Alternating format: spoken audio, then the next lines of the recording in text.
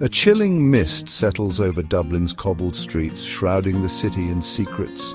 In this world of shadows, Abraham Bram Stoker was born in 1847. As a child, Stoker was bedridden by a mysterious illness, forced to observe life from his window. His mother, Charlotte, filled his days with harrowing tales of the Sligo cholera epidemic, stories of mass graves and inescapable doom. These real-life horrors etched themselves into Bram's imagination, teaching him that monsters aren't always supernatural. Solitude and his mother's grim stories shaped his creative world, a place where the line between life and death was thin. When he finally recovered, he emerged changed, carrying the shadows of his childhood. The fragility of life, the prison of the body, and the terror of the unknown would haunt his writing forever. Stoker's early darkness became the fertile ground for a new kind of Gothic storytelling. The abyss he stared into as a child would one day stare back at the world through his words.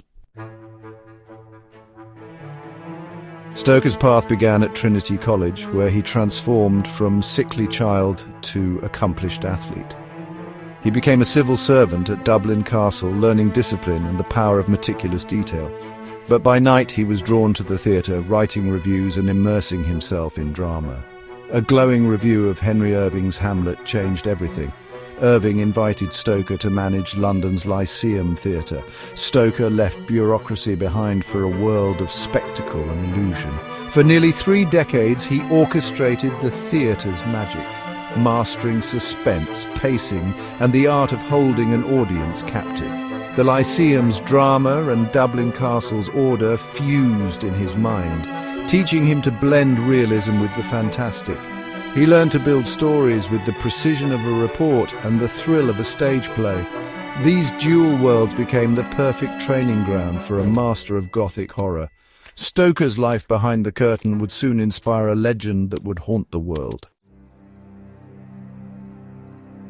In 1897, Stoker unleashed a novel that captured Victorian fears of science, faith, and the foreign unknown. Count Dracula embodied anxieties about ancient evils invading modern life. Stoker's epistolary style, diaries, letters, news clippings, made the horror intimate and immediate. Readers pieced together the nightmare, feeling the terror firsthand through the characters' eyes. The novel's settings, Gothic Carpathian castles and bustling London, contrasted old-world dread with new-world vulnerability. Dracula's arrival in London turned the familiar into a hunting ground, making the monstrous feel close to home.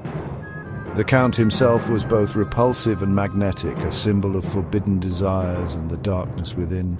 Stoker's monster was more than a villain. He was a reflection of the era's deepest fears, endures because it makes us question what lurks beneath the surface of our own world. The nightmare Stoker created still haunts our imagination today.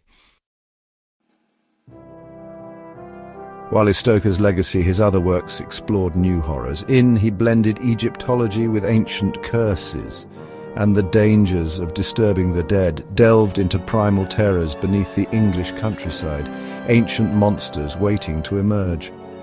Stoker's personal life was complex, a strained marriage, a deep bond with Henry Irving, and lifelong health struggles. These experiences fueled his fascination with mortality and the supernatural. Stoker didn't invent the vampire, but he defined it for generations. His stories shaped Gothic horror, speaking to our timeless fears of death and the unknown. Open his books, step into the shadows, and discover the genius that still chills readers today. Bram Stoker's haunting tales will forever echo in the darkness.